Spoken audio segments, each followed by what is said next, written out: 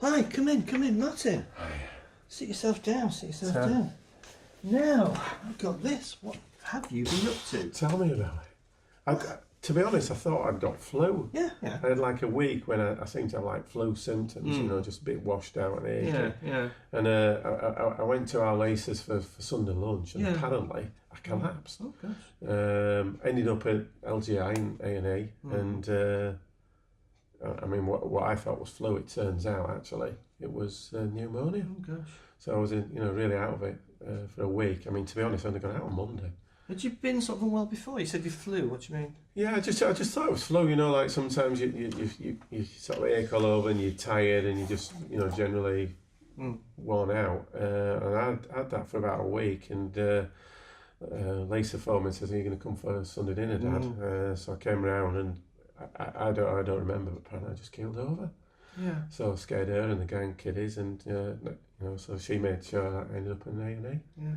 And what they said there was that I'd got pneumonia. So I remember having like a face mask on, breathing some air or something, and then I remember having a drip in my arm. But then they also said I had like an irregular heartbeat. Okay, I got this through this morning. Well, tell me about, I'm looking at this. When did you come out of hospital? Monday. Came out Monday, and they've been giving me this warfarin, which I thought were rat poison. Tuesday today, so... All right, that's fine. So you've only been out a day with this from there. Yeah, the warfarin. Did they explain to you why you're taking that? Well, to be honest, I was sort of just. I felt as if everything was a bit rushed. I thought they wanted the bed. Yeah. And I was waiting for Lisa to come back and tell me that she got the car sorted. So she's better at dealing with doctors than I am. Sure. So she ran through this list, but most of it, to be honest, went over my head. Okay.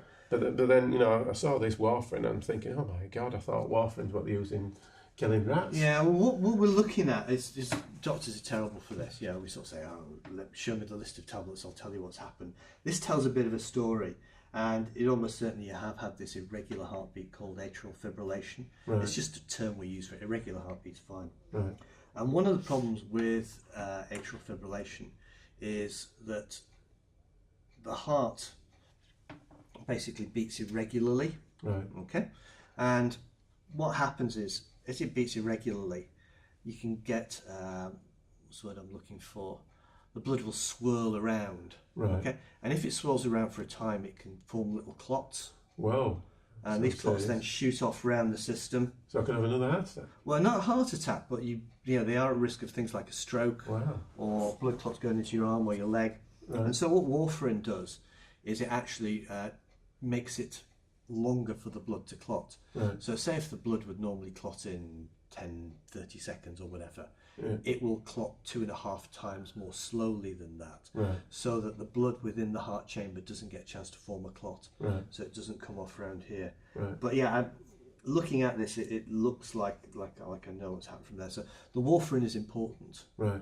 Well, they said it's important to keep it checked. So she just said, get into see your GP, so they'll sort that out.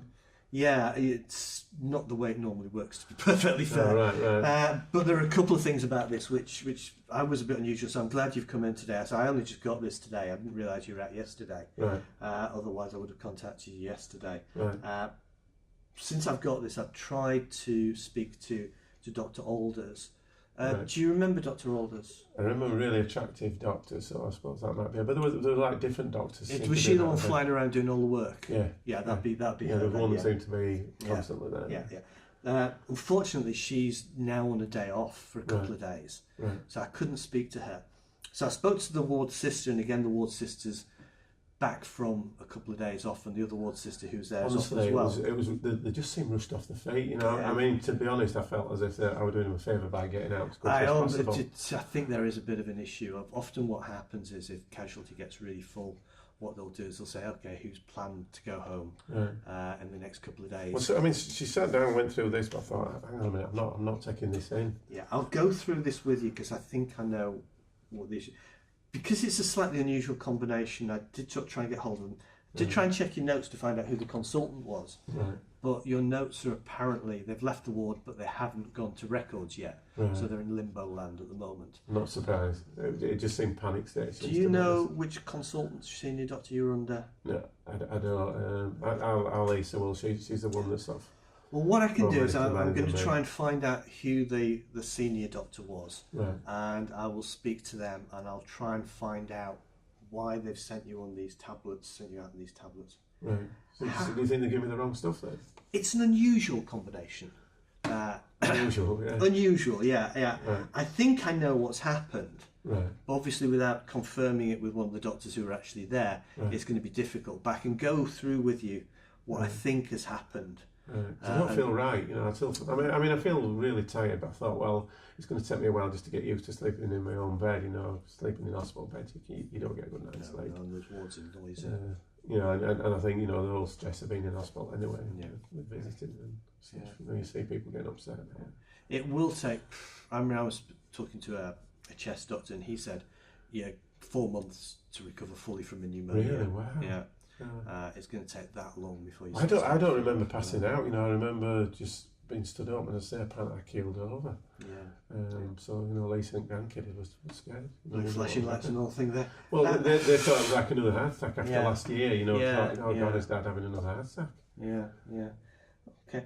So, how are you feeling apart from the tiredness? Well, the only other thing I've noticed is that I keep, particularly when I'm just standing up, I feel as if I'm about to faint. You know, I just feel as if I'm going to keel over. Yeah. You know, that feeling when, whoa, as if you're going to go. I suspect that is the tablets, and I think we can probably do something about that. Can I just check your pulse and your blood pressure? Yeah. Thanks.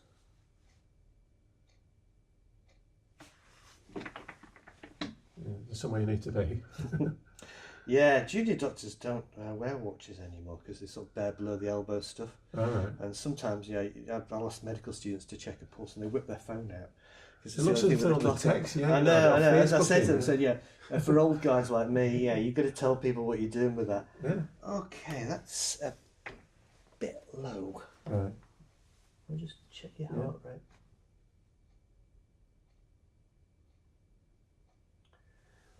Put it this way, your heart rate's normally about 80. Yeah. And if you've had this fast irregular heart rate, it will be about 120. Right. And it's now 34. 34? Oh my goodness. I think we've slowed your heart down more effectively than you probably want to. So is this why I'm so washed out? Yeah, I suspect what's happening is the slow heart rate is basically making you feel faint because it's not pumping the blood up to your brain. Right. As quickly as it should do. So when you get up, it is. I just feel as if I'm about to keel over, as if I'm going to pass out. Yeah. Okay, and that didn't take long.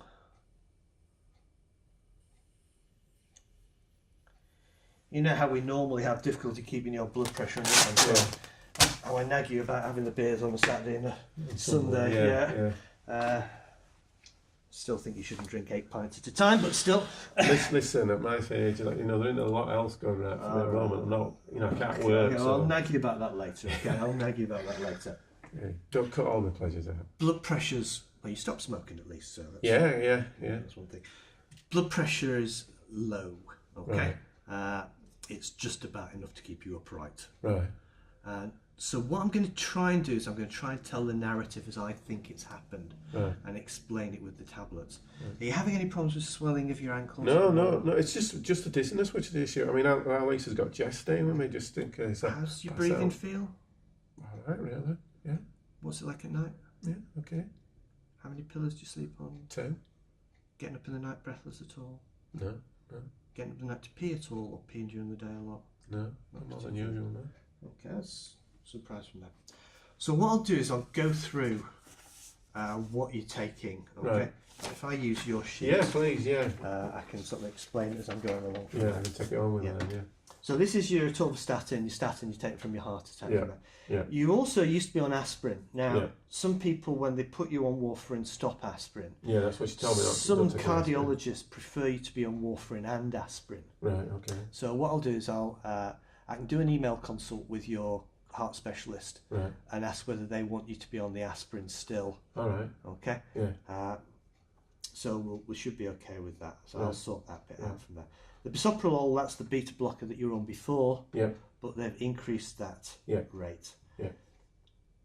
When you get when you get a chest infection, particularly pneumonia, it will clog up the lungs. Right.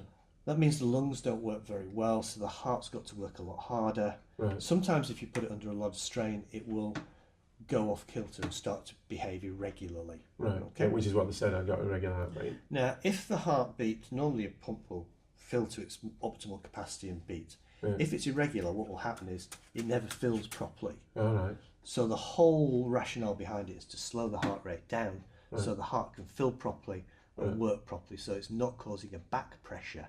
Right. And the back pressure causes fluid to leak out, which is why you're on the water tablet furosemide. Right. Now, obviously, if you're not peeing a lot, if your legs are okay, if you're not breathless at night, then you don't need the water tablet, so we'll get rid of that. Right. Now, bisoprolol is to slow your heart rate down. I mean, I've taken one of them this morning. Is that all right? Because Have you taken the half-securin as well? Yeah. And the furosemide as well? Yeah, they told me to take them all in the morning. Okay. Be preferable if you hadn't, but it's just... I mean, it's not dangerous, is it? Well, no, I mean, your heart rate's not going to get any slower than it does now. And if you're okay now, right. Go home, rest up. I haven't done anything else to be honest. Keep your feet up. Yeah, drink plenty. You'll be fine from that. Yeah. What the half-securin does, it also lowers your heart rate. Right. That's the new one again. Yeah. There is quite potential for these two to actually work in conjunction and lower your heart rate too much, right. which is what I think's happened, which is why I wanted to speak to the doctor and find out why it was started got it wrong in hospital. then, as I say, it's unusual. I haven't really seen many people come out on this combination. Right. So, I mean, certainly what I want you to do is I do want you to stop this tomorrow. Right, okay. Yeah. Because your blood pressure's also low, it won't do any harm to stop your ramipril for a couple of days. All right, okay. In the end, we will aim to get this back up to a normal level and drop your bisoprolol down if your pulse is okay. Right, so just stop that for so you continue taking this, stop this for a couple of days, stop this one completely, stop this one completely, and continue on with your warfarin. Right. I mean, do they know what they're doing if they're giving me stuff that I shouldn't be having? As I say, I'm not quite sure why it's happened. Right. I mean, I'm not going to say that hospitals are terrible at communicating. I can be just as bad. I can change things and not tell the hospital doctor what I've done from there. So it's a two-way street, but we ought to get better at it. This is what these advice sheets are meant to be for. Right. But obviously this one, the doctor's obviously been a bit rushed when she's done it. She was. And she probably hasn't had a chance to do as much as she would like to do from there. Right. So we'll stop these two now. Yeah. Okay. Your warfarin. Right. What follow-up have you got for that? Nothing. They just said, contact your GP and they'll sort it for you. It's not quite how it usually works.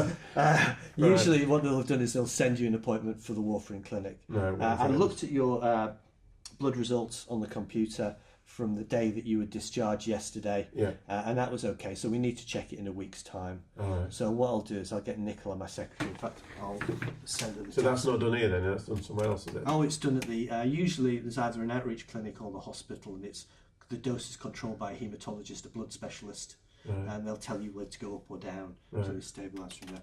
I'll just task Nicola... It doesn't give you a lot of confidence in hospitals, does it? If they're getting medicals wrong and then it's I really need to know what's happened here. Right. Okay, I'm sure there's. I mean, they haven't done any damage to them. No, not at all. No, so you'll be absolutely fine. But what we need to do is we need to sort of try and find out the story as to why it's happened, and if there is anything that could have been done differently or better, we need to learn some lessons from it, and make sure that we do it properly in the past. So Nicola should get hold of you in the next couple of days. Right. Have you got your right mobile number? Yeah, one. It ends in 0723. That's one. Yeah, okay. Nicola should have got hold of you it's Tuesday, so by Thursday. Right. To tell you the warfarin appointment from there. Okay. If she hasn't, if you just ask her, she'll make sure that's done from there. Right. And we'll get them to check these using that's your kidney function. All right, I wonder what that was using these. We'll get them to check that at the same time. Right. Okay. When you go up to the hospital from there. Right. And as I say, I will find out who the consultant is. Yeah. And then we need to check your pulse and your blood pressure in a couple of days. Right. So if you come back to see the healthcare assistant, and I'm just putting in if she needs rates you need to do. So if it's gone up quite a lot, what she'll probably do is probably increase your Ramapril from there. Right. But she's got full instructions on what to do, and if she doesn't know, she can always catch me. Right, okay. Okay, I'm around the next couple of days anyway. Right. And then I'll see you in a week's time to see how we're going on from there. Right, that's grand, okay. Yeah, well, okay, thanks it's for giving been me a that. lot of stuff we've covered there. Okay, I know I've gone over there. Is there anything that doesn't make sense? No, I say I'm just bothered that they gave me stuff that, doesn't sound as if it was right. I'm a little bit confused myself as to why it's happened. I mean, there may be a perfectly reasonable, logical reason. They might be using these in combination, as a new thing. It's just when I was at medical school, which is a long time ago, we didn't use these two things together. Right. It may well be that things have changed. So I just need to go back to the consultant, find out if there is a rationale for it. At the moment, your pulse rate's okay, so we can get rid of the Securon, and that should help your dizziness and should feel better in yourself. Right, okay, yeah. If there's anything you come up with or you think about, No, it's just the dizziness was the thing that I've noticed. It's like, whoa. Well, it should improve. It should get better. And do take care of yourself and try not to be interesting to doctors again, will you? Okay. All right, then take care. I'll see you Nice seeing you later. again. Bye, Thanks a lot. Martin. Cheers. Bye. Bye-bye.